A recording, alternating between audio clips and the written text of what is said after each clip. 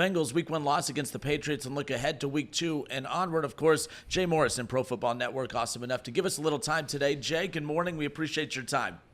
Hey, Justin, how are you? Not too bad.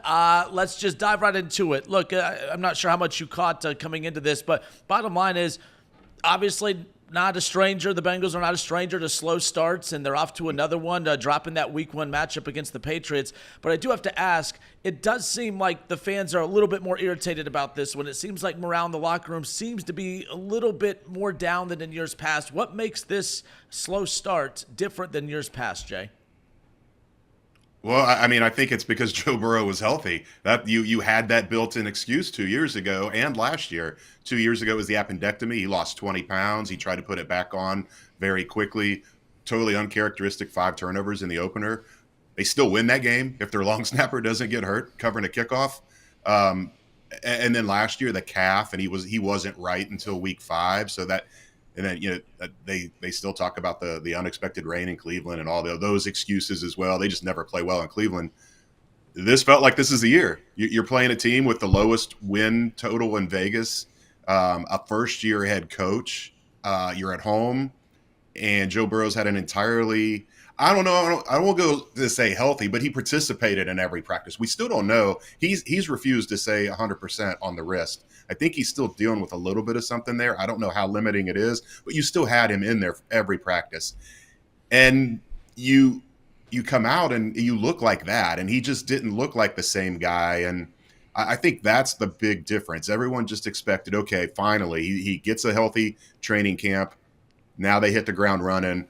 3-1's the floor. I even said that. And now you're staring at having to beat the 2-time defending Super Bowl champions on the road to avoid 0-2 again. This is 1-10 in weeks 1 and 2 for Zach Taylor. They've lost 5 straight weeks 1 and 2 game, and they were favored in all 5 of them. They were favored by at least 7 points in 3 of them. It's mind-boggling how this keeps happening.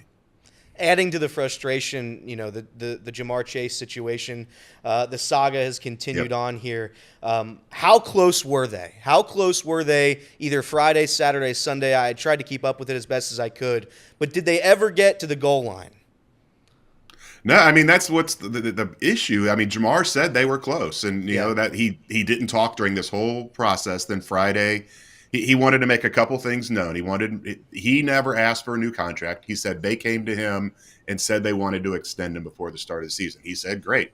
Now, would he have sat out all of training camp had that conversation not happened? I don't know. I doubt it. So I do think that there was a part. He may not have asked for one, but he may have not asked for one yet. And the Bengals just got to him first. Yeah.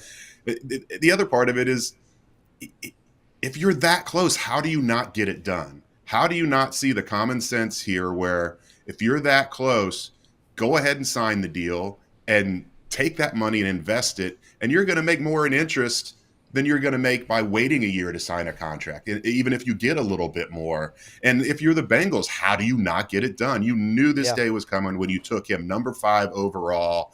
Why do you try to squeeze pennies? And I know it's millions, but it's pennies when you look at the grand scheme of things.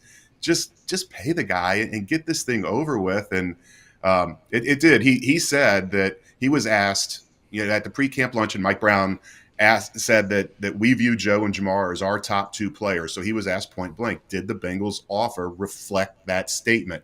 And he said, now it does, which leads you to believe they came in with a ridiculous lowball offer. And maybe that's why he was sitting out, because the initial offer was such an insult. But it makes no sense. You knew this day was coming. You're going to pay him eventually. Just get it done and get all this behind you. Now, they don't negotiate in season. I thought with the clunker that the team laid out there in week 1, maybe they would reconsider that. But if they were that close and they didn't get something done Monday, Tuesday, now you're into game week prep. I think this is shelved until 2025. Yeah.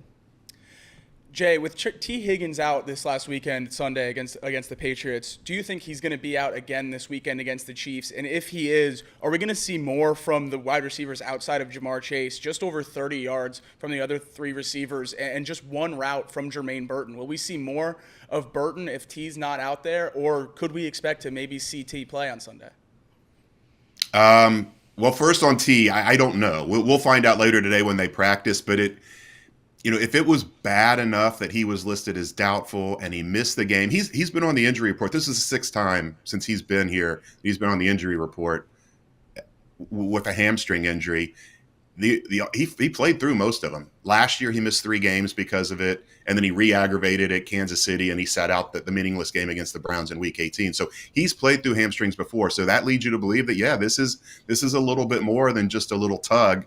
So I think it just makes sense to play it safe. And if he's not 100% healthy, I don't think this is anything related to his contract. That guy needs to be on the field. He needs to play as many games as possible. He's hitting free agency next year. I don't think this is him milking, a slight injury, anything like that. I do think it is a significant enough hamstring injury where he had to sit out. And I don't know. The hamstring injuries are so tricky. They linger and there's re-aggravation all the time. And I just think they want to get him built back up. Anything soft tissue like that, get him back up. So I'd be surprised if he plays this week, but who knows? When we get down to practice today, maybe he's out there and he goes limited today and ramps back up as the week goes on. But if I'm sitting here now before anything happens, I would say probably not. Jermaine Burton, there's a learning curve going on there, and it's frustrating. And I don't know that you're going to see that much more of him, but you are going to see more of the other guys. Let's not forget that they only ran 48 plays against the Patriots. The Patriots just ate the clock and ran the ball. So I do think you're going to see them have more offensive plays against Kansas City. I do think you're going to run the ball more. That's the way to keep Patrick Mahomes off the field. But Andre Yoshivas he played every single snap. He only had 3 catches. I do think you're going to see some more from him, and I think they need to see some more from Charlie Jones. And then Chase Brown can be in the slot and make him, that's technically a receiver. Put Mike Gesicki in the slot and throw to him more often. I thought we were going to see a lot more in the passing game overall, and I do think we will see more of that Sunday in Kansas City. A big-time off-season addition for this team, Trent Brown, to come in and play right tackle. Obviously, getting Amarius Mims in the draft as well. Trent Brown really struggled on Sunday. I was wondering if there was any kind of update on Amarius Mims' injury or when we could see him thrust into the starting lineup or at least back competing for that role with Trent in practice, because it certainly wasn't pretty for 77 on Sunday. Yeah, it feels like Mims was going to be the starter had he not got hurt. It still feels like once he's healthy, he's going to jump back into that starting role. He's been practicing the last couple weeks, but it's been practicing. He's not been hitting the sled. He's been doing lighters, just kind of working back in with technique and footwork and those kind of drills. So we'll see if he can go full this week. Then that's a great sign that possibly he could be out there. They like Trent Brown's experience and he knows what to do out there, and that's always in the back of your mind. You throw a rookie in that situation, especially going to Kansas City in that environment, and then Chris Jones. Maybe my pick for going to be the defensive player of the year this year, and he's not just a defensive tackle. They can put him out on the edge. They have put him out on the edge. They did it in the 2022 the AFC Championship game. So I still think we might be a week away from seeing Mims get back there. The Monday night game against Kansas City at home, not dealing with the crowd noise and all that. That feels like a more likely time to insert him in that lineup. Off the bench, ESPN 1410 in Dayton, Chatterbox Sports on YouTube. We have Jay Morrison, covers your Cincinnati Bengals, Pro Football Network, hanging out with us here on this Wednesday. Bengals-Chiefs coming up, Week 2 NFL action. Jay, this Chiefs matchup is it's a very interesting one for a lot of reasons. For one, it's Joe Burrow against, obviously, Patrick Mahomes, and the rivalry between those two has been very well documented. These two teams, they always play. It's a one-possession game every single time. I know a lot of fans are worried that it is the Chiefs in Week 2, coming off of that bad game in Week 1, but this also has the type of makeup where if the Bengals play against them like they always do, this seems to be a quick turnaround game earlier in the season than waiting until the end of September, October. I know a lot of people are worried about this matchup, but this seems like a matchup that if it was ever going to unite everybody preparing for a particular team, this would be the game to do it. Yeah, and everybody, you just take the faces, the team names out. Every year we see this happen where a team is just god-awful in Week 1, and there's a team that plays great, has an amazing game, and the Chiefs absolutely did that against the Ravens, and it does not go the way you expect. And let's not forget, Burrow is 3-1 as a starter against Patrick Mahomes. Bengals are 3-2 against the Chiefs against Mahomes with Lou Anarumo, and those two losses, the AFC Championship game in 2022 when The penalty on Joseph Osai gives them the game-winning field goal. That they were right in that game in Arrowhead. The game last year when they had an absolutely horrible defense and they still stopped Patrick Mahomes. That Harrison Butker won that game, and the Bengals had the lead in the fourth quarter in that game. So Lou Anarumo, he's just, I almost say he's Patrick Mahomes' kryptonite, but he really always comes up with a good plan. And I do think this Bengals defense is going to go into that game with a chip on their shoulder. That they were all happy with the scheme and the way the runs fit. All the yardage they gave up on the ground was due to missed tackles, and they feel like that can be fixed. It was a week one problem. So I think this is going to be a close, really interesting game. But you need to see more from Burrow. He's got to get the ball down the field. He can't just be living with all these screens and checkdowns. You got to test that Kansas City defense. And I know it's hard when Chris Jones is breathing down your neck, but he needs to let it rip. All right, Jay, last thing on the way out. We appreciate your time. Zach Taylor's been around for a little bit now. And obviously when he started, this team was losing a lot of games. That's what set them up to, well in the draft to be able to get the Burrows and the Higgins and the Chases and whatnot.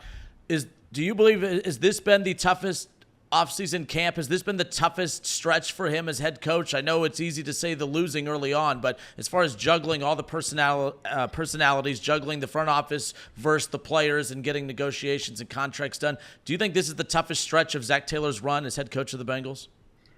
Yeah, I mean, that's what happens when you pay a guy $275 million and you have all these other ancillary issues. I mean, Trey Hendrickson asked for a trade around the draft time, and he smoothed that over, and that went away. And T. Higgins asked for a trade and was obviously upset about the franchise tag, and that got smoothed over, and he did everything right in camp. And then 3 days before the opener, he gets hurt. The Jamar Chase thing, Jamar threw Zach under the bus when he came back to practice, and then skipped practice again after Zach said he expected him to keep practicing. Yeah, it's all been really tough managing Joe Burrow through this injury. They were going to build in off days for him, and that just never happened. He only took 1 day off in camp. So it's been a very, very trying offseason for Zach. And maybe that's all leading up to the 0-1 start and the stinker they had against New England. But he's a guy that he's been around. This is his 6th year now, and that's the one thing. Nobody wants to go 0-1, 0-2, but they've done it a lot. They know how to dig themselves out of it. They have dug themselves out of it. So I think that's what they're resting on right now. I lied, Jay. This is the last question, then we'll let you go. We appreciate your time. Jamar Chase, I know you said the contract negotiations are likely not going to continue during the regular season. But just because they stop with the negotiation during the regular season, it doesn't mean the fallout from the negotiation is technically done. Are we done talking about, he was game time decision last week. Is this going to be a thing he does throughout the season? Game time decision this week? Are we done with those games? Where are we at right now with that? Because I think we've focused so much on Joe Burrow's struggle to start. T, of course, not playing. Jamar, this contract, it doesn't get done. Is this going to be one of those constant week-to-week things that we saw heading into week one? No, I don't think so. I think last week what you saw is he just came back to practice. So they listed him as limited in practice because he wasn't doing the full load. What happened with T is what they tried to avoid with Jamar, the soft tissue injury where you're not really in football shape. You're in shape, but you're not in football shape. I don't think that's going to be the case this week. I think he's going to go full all 3 days. Part of what made even last week even trickier was he said he woke up with food poisoning on Saturday. We did see him, popping some pills. I don't know what they were, but it was obviously trying very hard to stay hydrated. When he caught 6 passes. When he caught a pass, he typically came off the field, took the next play off, but he still played 40 of the 48 plays. I think where you have to worry about this contract leaking in is if he feels a little tug on his hamstring. He feels the slightest little thing. Does he shut it down and say, I'm not risking injury. I didn't get paid. This is next offseason. It's a big offseason. I need to be out there as much as possible. And if this little hamstring injury turns into something bigger, I don't want to miss multiple games. So that's where I wonder how this is going to play out if he feels a little something at any point in the season. Jay Morrison, Pro Football Network, awesome enough to give us some time. Chatterbox Sports, YouTube, ESPN 1410. This is Off the Bench. Jay, appreciate your time. We'll talk soon. Thank you. All right. See you, Justin.